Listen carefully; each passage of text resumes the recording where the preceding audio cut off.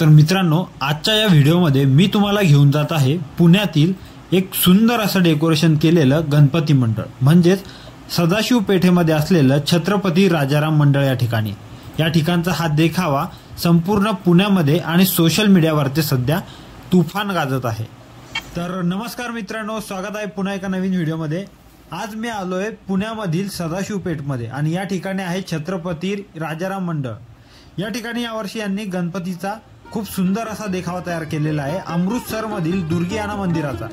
तर तो आज आपण बघतोय। तर सुरुवातीला आपण आतमध्ये जाऊ आणि आतमध्ये गेल्यावर आपल्याला खूप सुंदर असं हे मंदिर तयार केलेलं दिसतं आणि एवढं डिटेल मध्ये हे मंदिर तयार केलेलं आहे की आपल्याला त्या ठिकाणी असलेली फिलिंग येते। ज्यावेळेस मंदिरात प्रवेश करतो त्यावेळेस आपल्याला छत्रपती राजाराम महाराज आणि छत्रपती शिवाजी महाराजांचे दर्शन होते आणि मग आपण आतमध्ये जातो।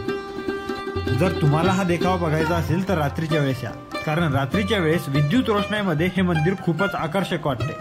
आतमध्ये गेल्यावर खूप बारीक असं नक्षीकाम या ठिकाणी आपल्याला केलेलं दिसतं, हुबेहूब ओरिजिनल मंदिरासारखंच।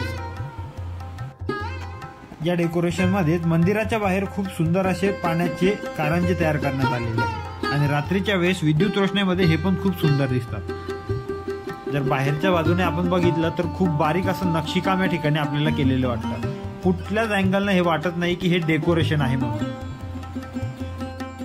आणि आतमध्ये गेल्यावर आपल्याला दर्शन होते ते गणपती बाप्पांचे। या ठिकाणची गणपती बाप्पाची जी मूर्ती आहे ती राक्षसाचा वध करतानाची आहे आणि हीच सेम मूर्ती आपल्याला भाऊसाहेब रंगारी या मंडळामध्ये सुद्धा पाहायला मिळते।